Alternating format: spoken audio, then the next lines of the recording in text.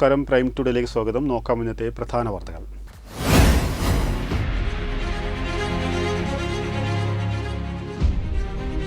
Chamber പോലീസല്ലെന്ന് ആവർത്തിച്ച് CITU. Chairperson നിയമം പഠിക്കണം, ഇല്ലെങ്കിൽ ഇങ്ങനെയൊക്കെ സംഭവിക്കുമെന്നും CITU.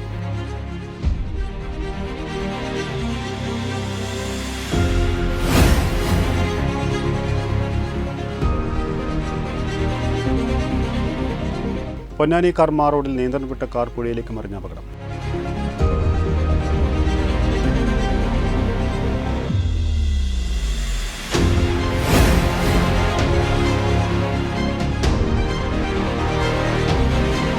വഴിയോര കച്ചവടക്കാരെ ഒഴിപ്പിക്കാൻ കൗൺസിലിൽ തീരുമാനമെടുത്തിട്ടില്ലെന്ന് പ്രതിപക്ഷ നേതാവ് അഡ്വക്കേറ്റ് എസ് ഗിരീഷ്.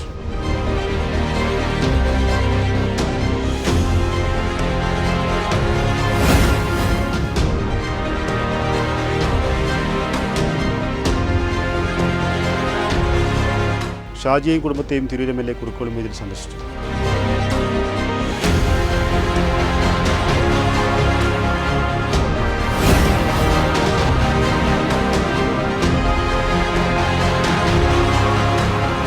വെള്ളിയാഴ്ച തെരുവ് കച്ചവട നിരോധനത്തിനെതിരെ AITUC മാർച്ച്.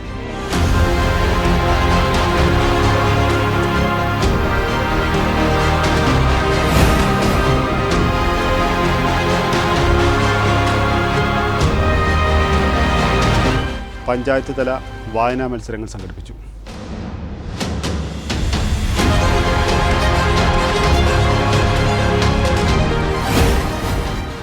വിശദമായ വാർത്തകൾ. ചേംബർ ഓഫ് കൊമേഴ്സ് സർക്കാരിൻ്റെ അർദ്ധസൈനിക വിഭാഗമല്ലെന്ന് CITU. നിയമം നടപ്പിലാക്കാൻ അധികാരികളുണ്ട്.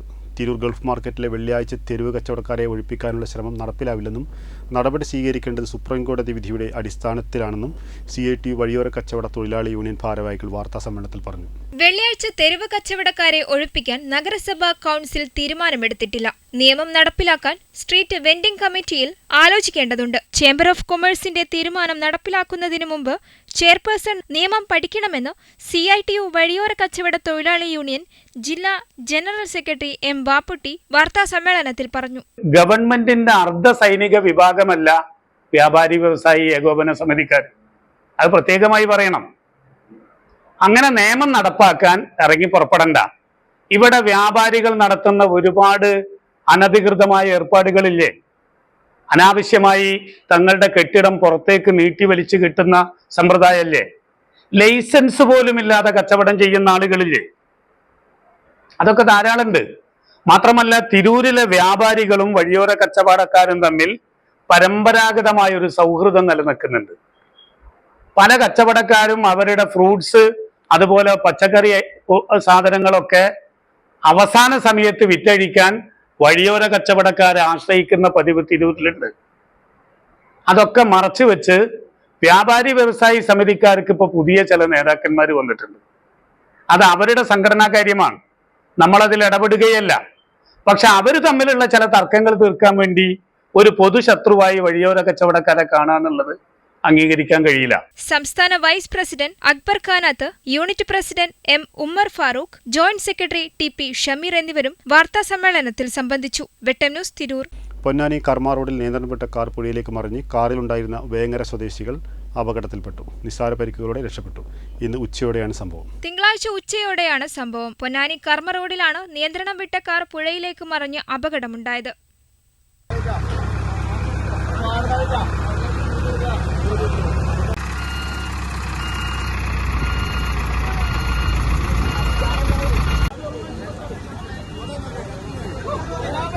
കാറിലുണ്ടായിരുന്ന വേങ്ങര സ്വദേശികൾ നിസ്സാര പരിക്കുകളോടെ രക്ഷപ്പെട്ടു. വെട്ടം ന്യൂസ്, പൊന്നാനി.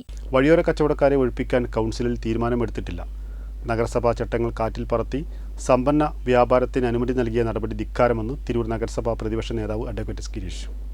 വ്യാപാരികളും വഴിയോര കച്ചവടക്കാരും തെരുവിൽ തല്ലുന്ന സ്ഥിതിയിലേക്കാണ് കാര്യങ്ങൾ വളർന്നു വന്നിരിക്കുന്നത്.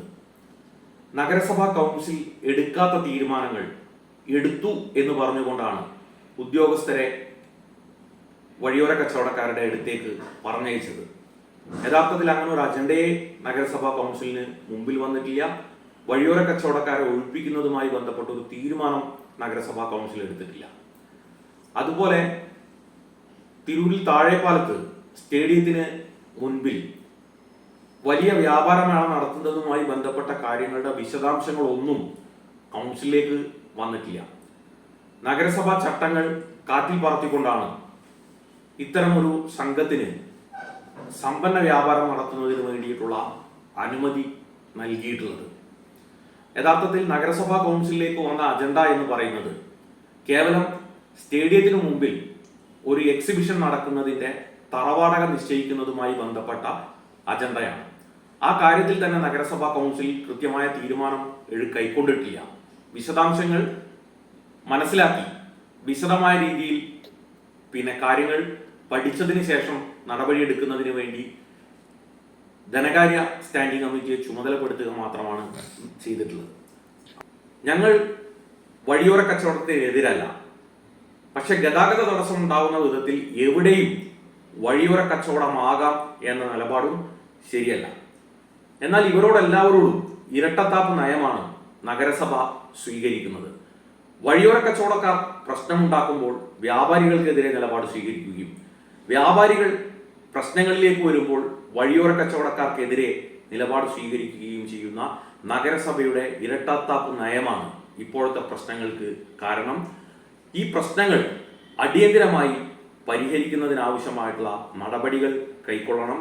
വ്യാപാരികളെയും വഴിയോര കച്ചവടക്കാരെയും തമ്മിൽ തല്ലിക്കുന്ന ഈ നിലപാട് ഒരു ജനാധിപത്യ ഭരണകൂടത്തിന് ഒട്ടും ഭൂഷണമായതല്ല. വൃക്കകൾ തകരാറിലായി ചികിത്സയിൽ കഴിയുന്ന ഷാജിയെയും കുടുംബത്തെയും തിരൂർ MLA കുറുക്കോളി മൊയ്തീൻ സന്ദർശിച്ചു. ജനപ്രതിനിധികളും സഹായ സമിതി ഭാരവാഹികളും അനുഗമിച്ചു.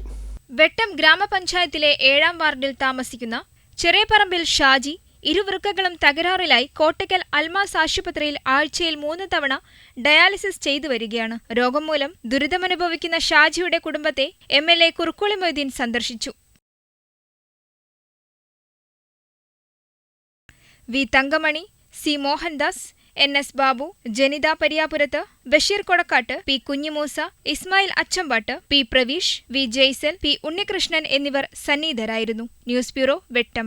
തിരൂർ ഗൾഫ് മാർക്കറ്റിലെ വെള്ളിയാഴ്ച തെരുവ് കച്ചവട നിരോധനത്തിനെതിരെയും വെൻഡിംഗ് ലൈസൻസും ID കാർഡും ഉടൻ വിതരണം ചെയ്യണമെന്നാവശ്യപ്പെട്ടും AITUC വഴിയോര കച്ചവട തൊഴിലാളി ഫെഡറേഷൻ തിരൂർ മണ്ഡലം കമ്മിറ്റി തിരൂർ നഗരസഭാ ഓഫീസിലേക്ക് മാർച്ചും ധർണയും സംഘടിപ്പിച്ചു. പ്രതിഷേധം സംസ്ഥാന സെക്രട്ടറി PA ദിറാർ ഉദ്ഘാടനം ചെയ്തു. തിരൂർ ഗൾഫ് മാർക്കറ്റ് പരിസരത്ത് നിന്നാരംഭിച്ച മാർച്ച് നഗരസഭാ ഓഫീസ് പരിസരത്ത് പോലീസ് തടഞ്ഞു.